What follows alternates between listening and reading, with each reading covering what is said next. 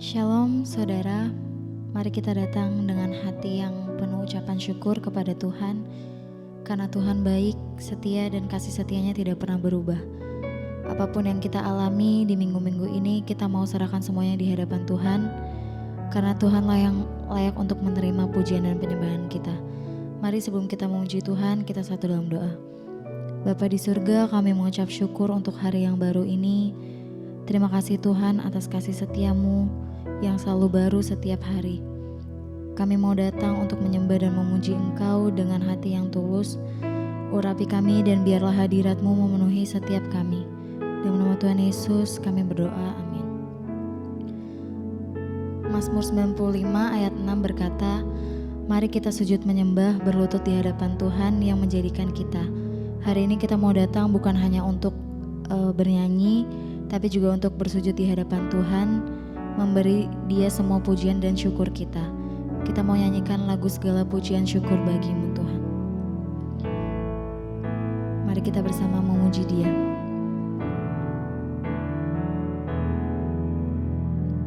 Segala pujian syukur bagi-Mu, Kau hadir dalam hidup kami Tuhan, dalam hidupku.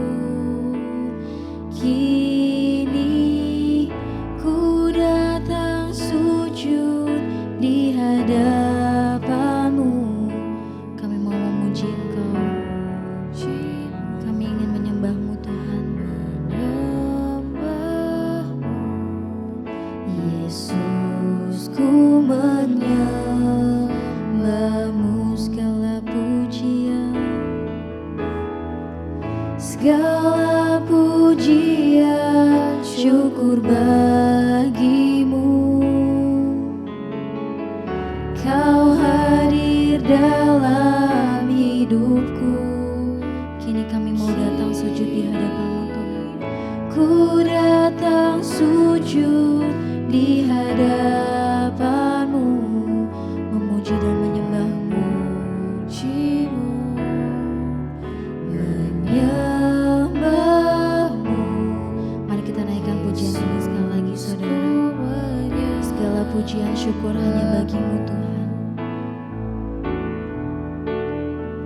Segala pujian syukur bagi-Mu. Engkau hadir di setiap hidup kami. Kau hadir dalam hidupku. Kini kami mau datang. Ku datang sujud di hadapan-Mu, memuji-Mu, menyembah-Mu. Yesus kami mau, ku menyembah-Mu. Saudara, kita baru saja menyatakan bahwa Yesus layak menerima segala pujian. Tapi bukan hanya itu, Dialah juga yang menjadikan alasan setiap kita hidup sampai hari ini.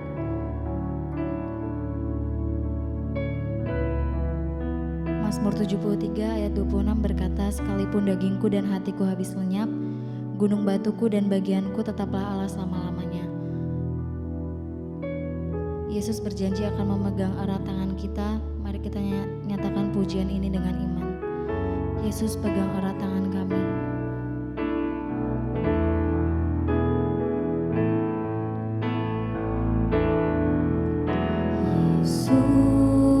Yesus pegang erat tanganku.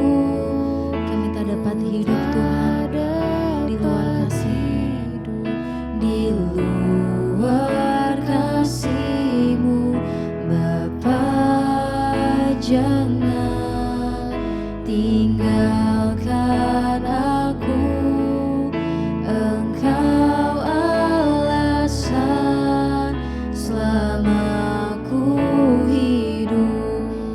Yesus pegang erat, Yesus pegang, Yesus pegang erat tanganku. Karena kami tidak dapat hidup di luar kasih-Mu Tuhan, di luar kasih.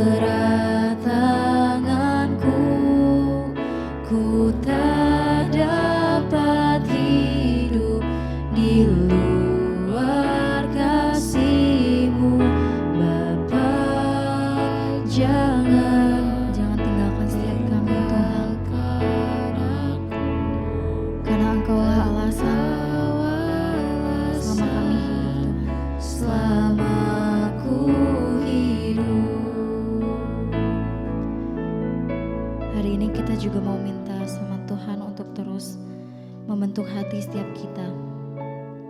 Yeremia 18 ayat 6 berkata, seperti tanah liat di tangan tukang periuk, demikianlah kamu di tanganku. Bapa di surga sanggup untuk menyentuh hati setiap kita, mengubah hidup kita menjadi hidup yang baru. Mari kita nyatakan lirik ini, Bapa sentuh hatiku dan ubah hidupku menjadi yang baru Tuhan.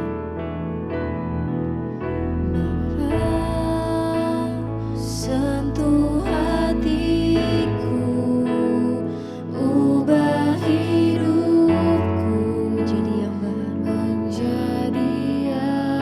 baru, bagai emas yang murni. Kau membentuk Tuhan, kau membentuk setiap bejana hati kami, bejana hatiku. Bapa, ajarku mengerti, ajar kami mengerti sebuah kasih Tuhan, kasih yang selalu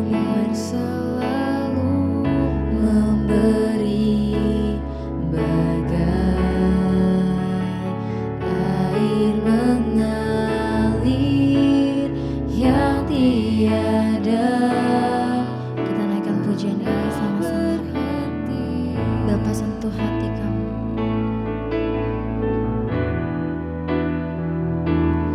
Bapa sentuh hatiku, ubah setiap kami Tuhan, menjadi yang baru, bagai emas yang murni. Engkau membentuk bejana hati kami Tuhan, bejana hatiku. Bapa, ajarku mengerti sebuah kasih yang selalu memberi, bagai air mengalir yang tiada pernah berhenti, bagai air mengalir yang tiada pernah berhenti, bagai air mengalir yang tiada pernah berhenti.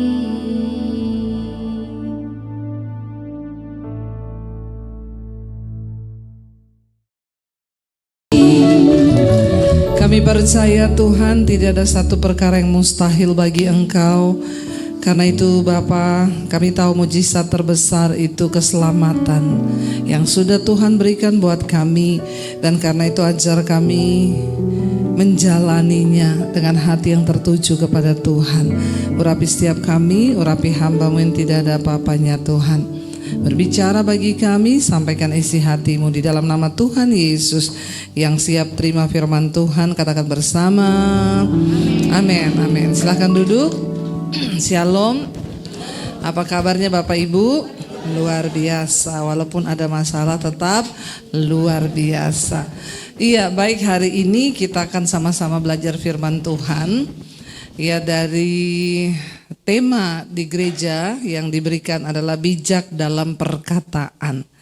Ya, perkataan itu memang luar biasa saudara. Ya, dan kalau kita mau ngikutin firman Tuhan, saya percaya pasti hidup kita menjadi luar biasa. Karena tidak ada kebenaran lain yang lebih hakiki daripada firman Tuhan. Dan Tuhan itu memberikan kita petunjuk, arahan supaya hidup kita lebih baik, supaya hidup kita berkualitas dan hidup kita itu sungguh-sungguh memuliakan nama Tuhan. Iya, bijak dalam perkataan, buka bersama Kolose pasal 4 ayat yang ke-6. Kolose 4 ayat yang ke-6 kita baca bersama firman Tuhan. Ya, yuk sama-sama kita baca 1, 2, 3. Hendaklah kata-katamu senantiasa penuh kasih, jangan hambar, sehingga kamu tahu bagaimana kamu harus memberi jawab kepada setiap orang. Ya, dikatakan di sini bahwa hendaklah kata-katamu senantiasa penuh kasih, jangan hambar, sehingga kita tuh tahu bagaimana cara kita memberi jawab kepada setiap orang. Bapak Ibu, kalau kita itu ngomongnya penuh kasih, tidak hambar, itu luar biasa nggak? Terutama dalam pernikahan, iya apa iya? Ya, 80% persoalan hidup manusia itu terjadi masalah itu karena perkataan loh. Ya, karena hidup ini memang ya dibangun oleh yang namanya perkataan atau komunikasi. Ya, nah kita tahu bersama kalau kata-kata kita itu penuh kasih, terutama suami istri nih ya. Kalau kata-kata kita penuh kasih, tidak hambar, pasti rumah tangga kita menjadi rumah tangga yang luar biasa. Pernikahan itu 80%-nya ngomong, ya ngobrol. Ya, dan bayangkan kalau ngomongnya itu rusak, komunikasi kita rusak, maka pasti rumah tangga itu ya rusak. Ada di sini suami istri yang ngobrolnya udah rusak di rumah, enggak usah angkat tangan. Saya baptis ulang 15 menit direndam ya. Iya, 80% pernikahan tuh ngobrol. Ya, makanya yang belum menikah kalau mau cari jodoh cari yang asik diajak. Tapi banyak gini dulu Bu, waktu pacaran dia tuh asik diajak ngobrol. Tapi setelah nikah nggak asik lagi. Nah, ada yang begitu di sini? Nah, hubungi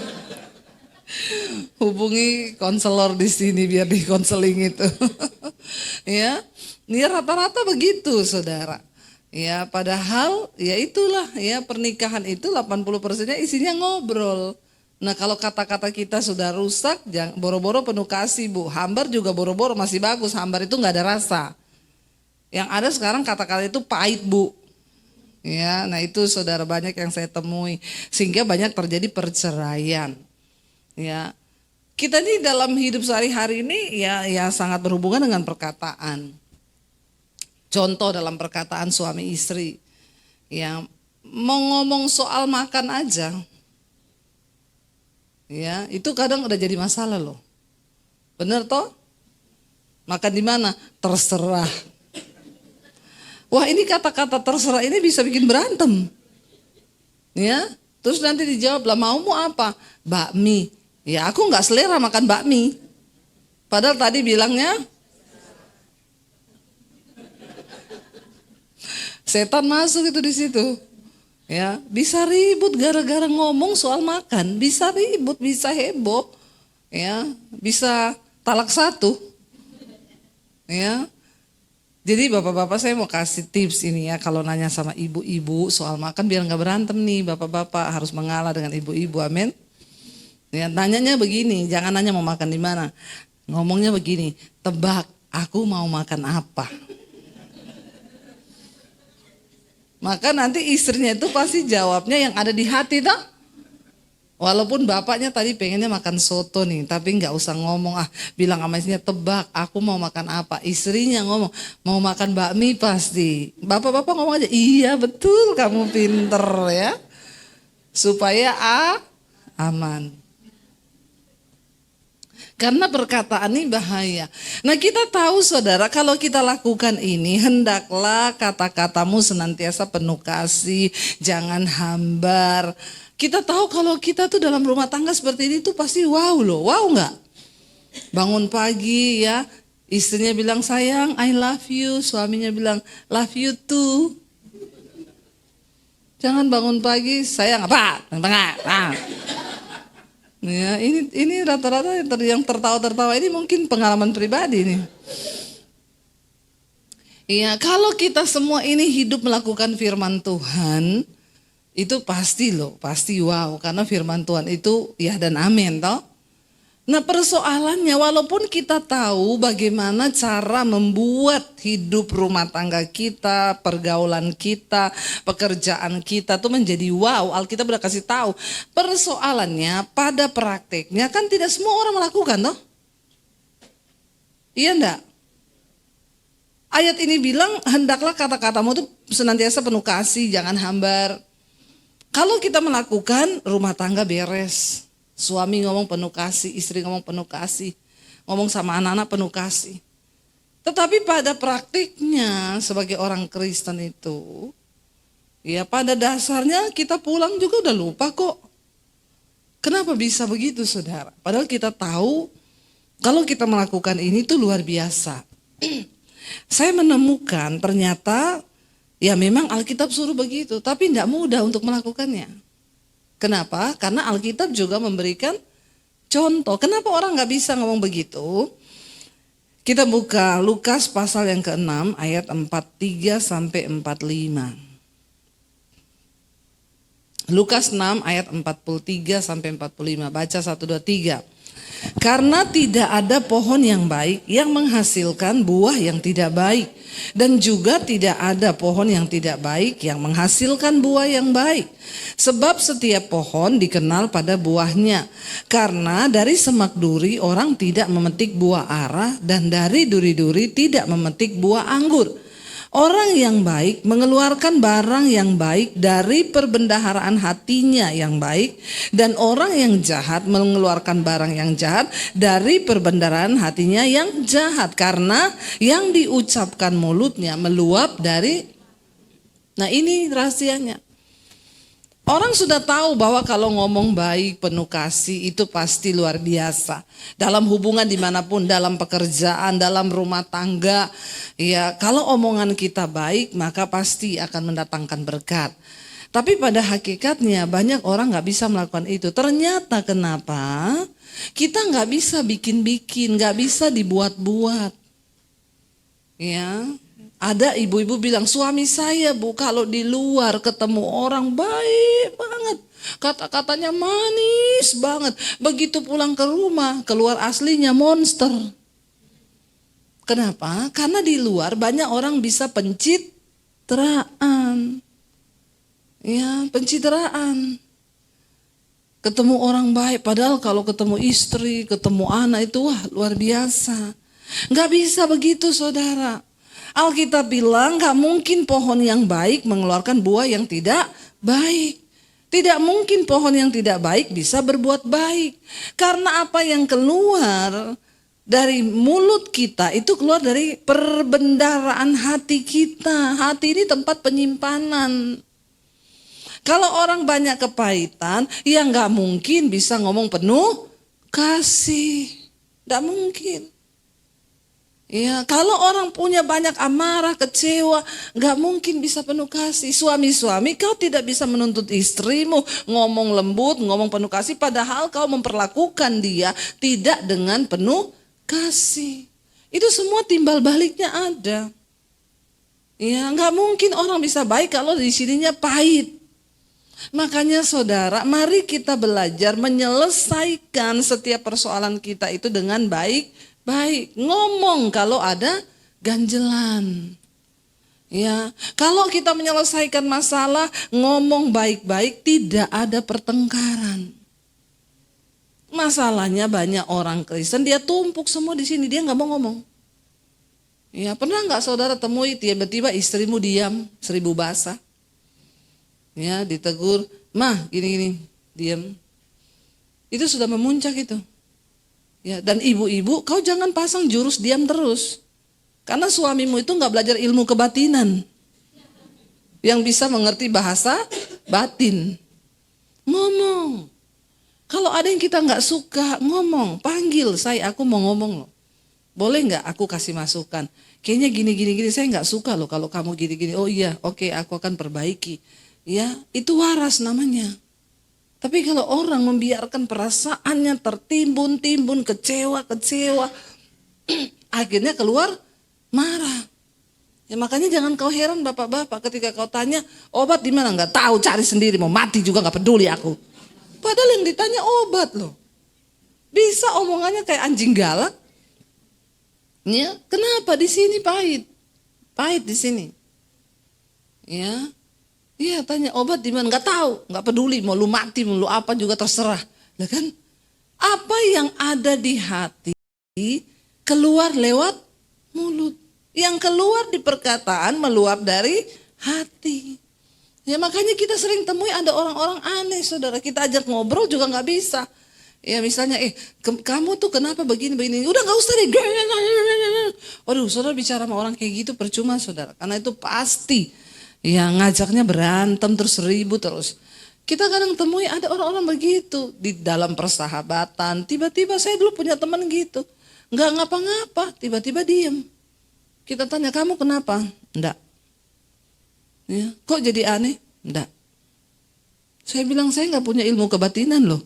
Yang bisa baca kenapa. Kalau sudah kecewa, ngomong. Kalau ada ganjelan, ngomong. Itulah gunanya kita ini dewasa di dalam perkataan. Supaya nggak numpuk. Kalau numpuk, itu jadi bahaya. Ya, karena ini, jadi saya tuh ketemu ada orang Kristen, saudara. Mereka tuh bisa loh mengumpat dengan kata-kata makian yang nggak ada rasa-rasa berdosa. Masih ada orang begitu di sini? Ngomong itu sama orang, misalnya ngomong an titik-titik ing, ya itu ngomong sama orang bisa loh. Dasar kamu itu an. Berat, ngomong itu nggak ada tekanan, nggak ada ketakutan keluar begitu aja.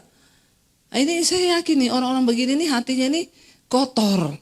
Karena kalau kita hatinya penuh firman, kita tuh nggak bakal bisa ngomong begitu dengan leluasa. Ada di hati itu ada filter. Dan memang kata-kata itu sudah tidak ada di perbendaharaan hati kita. Kalau hati kita penuh dengan firman Tuhan, kita bisa marah, tapi kata-kata itu nggak bisa keluar lagi karena sudah tidak ada di dalam perbendaharaan kita. Orang yang baik itu mengeluarkan hal-hal yang baik dari perbendaharaan hatinya yang baik. Orang jahat akan mengeluarkan hal-hal yang jahat dari perbendaharaan hatinya yang jahat.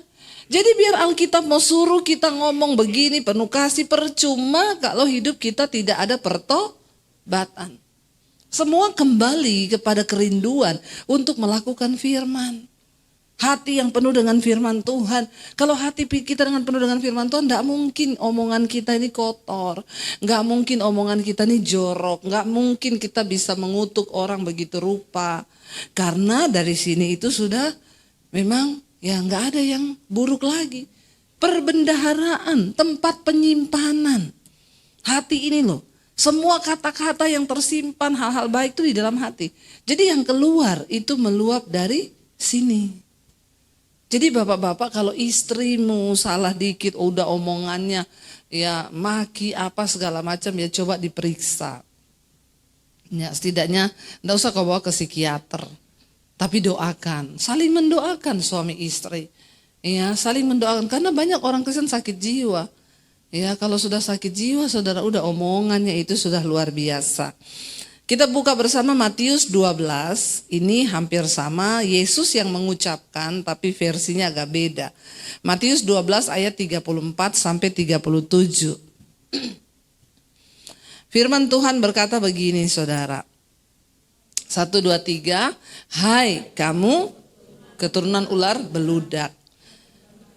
Mengucapkan hal-hal yang baik sedangkan kamu sendiri jahat. Karena yang diucapkan mulut meluap dari, sekali lagi ini yang mengucapkan Tuhan Yesus loh. Tuhan Yesus tuh bilang sama orang-orang Farisi, ya kamu itu keturunan ular beludak, bagaimana mungkin kamu bisa mengucapkan hal-hal yang baik sedangkan kamu sendiri itu jahat. Nggak bisa saudara. Ya nggak bisa. Jadi kita bisa menilai seseorang, bisa menilai orang itu pertumbuhan rohaninya, kedewasaan imannya itu cuma dari perkataan bisa kok. Bisa, sangat bisa. Ya kalau orang itu gampang mengumpat kata-kata kotor, ya kata-kata ini itu udah pasti saudara bahwa dia itu belum sungguh-sungguh bertobat. Orang itu masih jahat. Nilai orang dari perkataannya aja. Yesus bilang tidak bisa kamu itu mengucapkan hal baik. Karena kamu sendiri jahat. Karena yang diucapkan mulut meluap dari hati. Ya mulut ini cuma ininya, tapi dari sininya. Nah, kita juga nggak bisa dengar orang gini. Waktu kita ngomong orang tersinggung, terus kita ngomong gini, kata-kata gitu aja dimasukin hati. Itu kan cuma di mulut, tapi hatiku nggak begitu loh. Pret. Itu nggak sesuai firman Tuhan. Kalau ada orang membela diri, itu cuma di mulutku loh. Kamu harusnya nggak usah terlalu ditanggapi, karena hatiku tuh nggak begitu. Sekali lagi firman Tuhan bilang, yang diucapkan mulut itu keluar dari hati. Nggak bisa orang jahat mengucapkan hal baik. Ya, jadi harus diperbaiki dulu hatinya, diperbaiki dulu hidupnya. Kalau kita mau mengeluarkan kata-kata yang baik, ya maka kita harus memperbaiki hidup kita. Yang berikutnya dikatakan, orang yang baik mengeluarkan hal-hal yang baik dari perbendaharaannya yang baik. Dan orang yang jahat mengeluarkan hal-hal yang jahat dari perbendaharaannya yang jahat. Tetapi aku berkata kepadamu, baca sama-sama 1, 2, 3. Setiap yang diucapkan orang harus dipertanggungjawabkannya pada hari penghakiman. Karena menurut ucapanmu engkau akan dibenarkan, dan menurut ucapanmu pula engkau akan serius ini, serius. Ini Yesus yang mengatakan. Dia bilang, ingat loh, setiap kata sia-sia yang diucapkan orang harus dipertanggungjawabkannya pada hari penghakiman. Ternyata kelak kita semua akan berdiri di hadapan tahta penghakiman Kristus. Kita bukan hanya memberi pertanggungjawaban terhadap perbuatan kita. Bukan hanya berzina, najis, homo, nipu orang, bukan.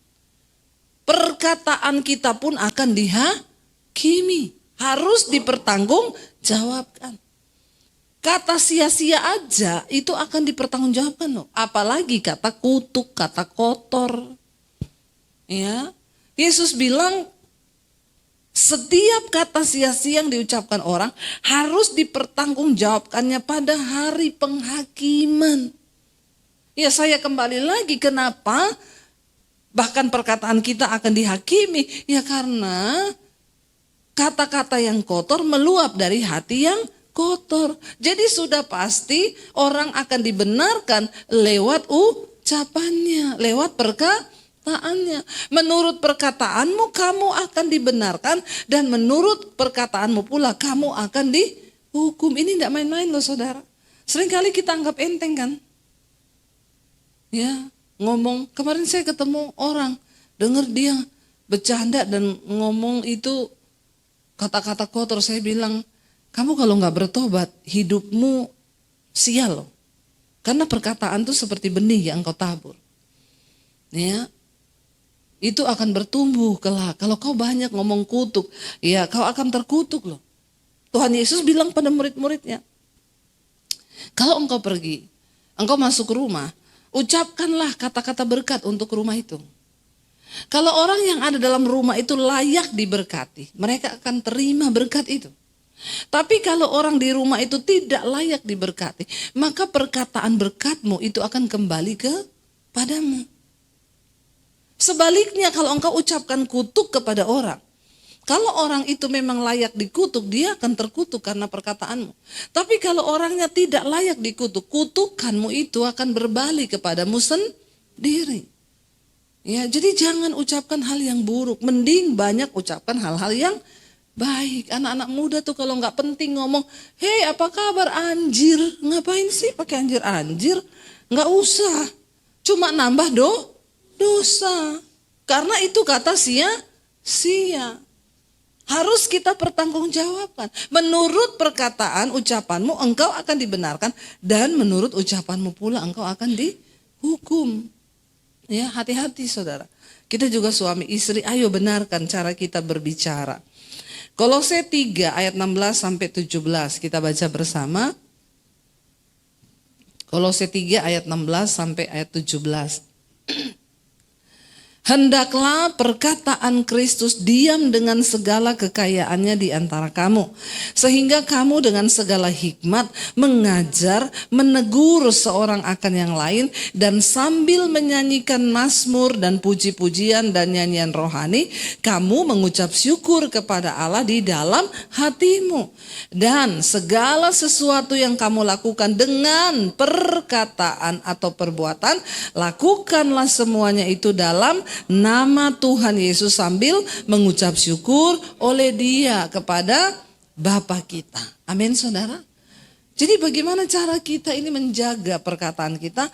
Dikatakan yang pertama, hendaklah perkataan Kristus diam dengan segala kekayaannya di antara kamu. Apa itu perkataan Kristus? Firman Tuhan. Makanya banyak baca firman. Ya, kita isi perbendaharaan hati kita tuh dengan kata-kata firman. Itu adalah perkataan Kristus. Ya, kalau ketemu seorang yang lain bersaksi, cerita tentang kebaikan Tuhan. Ya, lalu dikatakan di sana, sehingga kamu itu dengan segala hikmat bisa mengajar orang, menegur orang, satu orang akan yang lain sambil. Nah, ini yang kedua, bagaimana omongan dan ucapan kita bisa baik? Banyak-banyaklah menyanyikan puji-pujian dan nyanyian rohani. Ya, di rumah banyak nyanyi lagu-lagu rohani.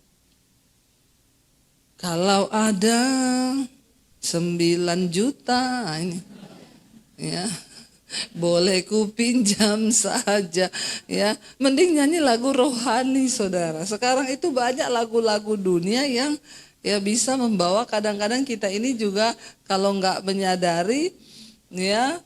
Iya, sekarang banyak orang begitu akhirnya nyanyinya, ya. Kalau ada 9 juta, boleh ku pinjam saja semua, ya.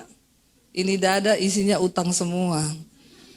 Ya, jadi kita berdoa supaya kita di rumah nyanyi lagu-lagu rohani. Banyak lagu-lagu yang bisa membangkitkan iman.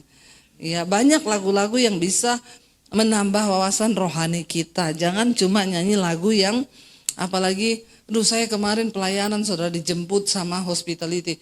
Mobilnya lagunya astagfirullah, subhanallah. Saya bilang sama suami, setiap kali saya naik mobil tuh pusing kepala saya. Saya bilang gini, Mas, kamu ini gak ada lagu lain toh. Ya, apa tuh?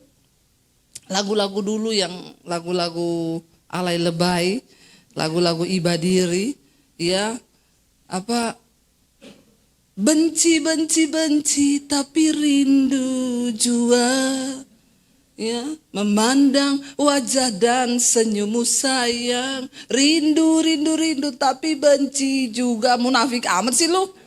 Saya bilang, Mas, ganti dong lagunya sepanjang hari. Saya dengar lagu itu masuk loh di otak. Jadi saya nggak sejahtera itu lagu itu. Lagunya itu semua yang tentang sakit hati. Ya, biar aku pergi membawa cinta ini dengan sakit hati. Aduh, lagu-lagu. Saya bilang, Mas, lu tuh alay lebay ya. Tiap hari sejak kau putar lagu gini. Saya yakin loh nasibmu tuh nggak berubah-berubah, Mas. Saya yang pusing dengerin kamu tuh di mobil denger lagu-lagu begitu tuh. Akhirnya besok kita naik dia udah ganti lagunya. Ya, yang agak-agak positif nilainya. Penting loh, saudara. Kenapa? Karena hati kita ini ya merekam perbendaharaan kata. Ya, saudara masih seneng dengar-dengar lagu begitu tuh? Jangan-jangan bapak-bapak itu lagu saya bu tiap mau tidur. Bertobat kau. Atau ada ibu-ibu yang begitu. Ya, jangan, saudara. Mari kita menyanyikan lagu-lagu rohani, puji-pujian kepada Tuhan sambil banyak mengucap syukur. Orang itu kalau banyak bersyukur, maka hidupnya jadi positif, kata-katanya juga positif, ya, sehingga kita bisa membangun orang lain, ya, bisa merangkul orang lain. Ngomong sama anak, nggak apa-apa kalau anak salah panggil. Ngomong sama anak, nggak apa-apa kalau anak salah panggil dia, ngomong baik-baik, nggak usah meledak-ledak, memaki-maki, mengutuk, akhirnya bukan semakin baik itu rumah tangga. Ya, anakmu pulang malam panggil, kamu tahu ya, ini rumah ada aturan, jangan pulang malam, mami nggak suka kalau kamu begitu. Ya, firman Tuhan berkata, selalu sudah nasihatin anak pakai firman Tuhan. Kalau kau marah, membabi buta, maki-maki, malah dia sakit hati, di luar akan semakin parah. Tapi kalau kita dengan perkataan membangun orang, penuh dengan perkataan Kristus. Ya kan luar biasa. Anak saya satu kali mau naik gunung. Tiba-tiba izin, Mam, aku mau naik gunung gede. Kamu kapan ngomongnya sama Mami? Besok katanya. Lah, ini harus dari jauh-jauh hari loh kalau mau naik gunung. Dan bukan itu deh, naik gunung itu butuh persiapan. Kamu selama ini Mami lihat gak ada persiapan mau naik gunung. Waktu itu saya mau terbang pelayanan. Iya 10 menit lagi saya tahu. Di sini liftnya tidak antri naik turun kan, enggak apa-apa ya, lebih sedikit. Saudara, ya saya bilang sama anak saya, nggak bisa deh, ini Mami mau pelayanan di luar kota, kamu mau naik gunung, ya harus berangkat nanti malam, Mam. Soalnya ini ya saudara-saudara dari Solo juga udah datang, udah booking semuanya di sana, udah bayar. Tidak boleh, Mami tidak izinkan. Terus dia bilang sama kakaknya, pokoknya aku apapun yang terjadi, aku harus pergi. Terus kakaknya di WA saya, Mam, itu si adik ngomong dia tetap mau pergi loh. Saya tulislah di grup keluarga. Ya kan Mami sudah larang gak boleh pergi. Ini musim hujan, banyak tiba-tiba banjir bandang datang dari atas gunung. Tapi kalau kamu tetap nekat mau pergi, Mami percaya semua hidup manusia itu di tangan Tuhan. Ya mungkin kalau kau mati di sana sudah ajalmu. Mami tidak akan menangis, karena kan sudah dilarang tapi berangkat. Terus anak saya langsung baca itu, langsung, aduh kalau Mami udah ngomong gitu mending jangan deh. Ya benar kan, itu kan saya bilang, ya kalau kita kasih firman Tuhan aja. Ya, nggak usah kita mau emosi, mau marah, kamu nggak dengerin Mama ya, ngapain buang energi. Jadi saya bilang, Mami sudah kasih tahu, ada kemungkinan nih musim hujan, kalau banjir, terus nanti kamu hilang atau bagaimana. Tapi kan kamu udah mau dengar, kalau tetap mau pergi silakan. Kalau ada apa-apa kamu hilang ataupun maaf mati di atas gunung, berarti sudah ajalmu di sana. Memang kau harus datang kepada ajalmu. Akhirnya dia bilang, enggak deh, kalau Mami udah bilang begitu enggak jadi deh berangkat. Ya, dan benar. Itu saya sudah di bandara, ya. Padahal waktu pergi itu cuacanya baik-baik saja. Waktu kita juga sudah, saya bilang, Ji oke Mami nih mau terbang ya. Pokoknya ya udah terserahlah kalian atur gimana. Udah mau take off dibilang pesawat sebentar lagi akan take off, silakan ya pakai sabuk pengaman. Saya baru kali itu kejadian sepanjang umur hidup saya. Itu pesawat sudah gaspol mau take off toh, udah tinggal naik tiba-tiba ngerem. Cit. Saya syok, semua orang syok. Kenapa ini? Diumumin ternyata cuaca buruk. Di atas itu ada awan tebal, kita nggak bisa terbang dulu. Balik. Lalu diumumin kita akan berhenti mungkin sekitar selama 1 jam sambil menunggu rem pesawatnya dingin. Karena bayangkan udah gaspol tiba-tiba ngerem. Lagi begitu saya WA anak saya, Mami belum jadi terbang, ini pesawatnya delay. Hujan di sana bukan hujan lagi, Mam, badai. Ya ini semua pohon kenceng, angin kenceng banget. Terus kata anak saya yang kecil ini, emang ya kalau orang tua udah ngomong terjadi ya. Coba kayak ini kalau kita sudah berangkat. Maka hujan deras kayak begini kita mau gimana? Nah makanya, tapi saudara tidak perlu kita itu harus punya kata-kata yang apa melawan. Kasih tahu aja ya, pokoknya kita yaudah firman Tuhan bilang begini, ini kehendak Tuhan begini. Sehingga kita juga sama anak-anak itu gak perlu harus ribut menimbulkan luka karena kita maki mereka, kita ini mereka. Ya hari-hari ini banyak generasi yang terluka. Kenapa? Bukan dilukai karena pisau. Luka dari pisau bisa disembuhkan. Tapi luka perkataan itu membekas sampai ke dalam. Kalau anakmu luka hatinya, dia akan tumbuh menjadi remaja yang terluka. Dia menikah, dia menjadi orang tua yang terluka. Dan dia akan lukai lagi anaknya. Gak pernah putus kutuk itu. Mari kita beresin hari ini dalam hidup kita. Sehingga kita mau belajar untuk bicara yang baik, perkataan yang bijaksana. Saya undang para imam musik, kita naikkan pujian, mulutku penuh dengan pujian. Biar kita mau bilang sama Tuhan, Tuhan kami mau belajar agar mulut kami ini penuh dengan puji-pujian kepada Tuhan. Suami, istri, anak, kami tidak mau menggunakan kata-kata yang kasar, yang melukai. Kami mau melatih diri kami Tuhan untuk menaikkan puji-pujian kepada Tuhan. Bangkit berdiri bersama saudara. Terima kasih Tuhan. Kami mau bertobat kalau selama ini seringkali kami ucap kata-kata yang tidak berkenan sama Tuhan. Karena kami tahu menurut perkataan kami akan dibenarkan, dan menurut perkataan pula kami akan dihukum. Ajar pada kami Tuhan untuk selalu penuh ucapan syukur dari hati dan mulut kami.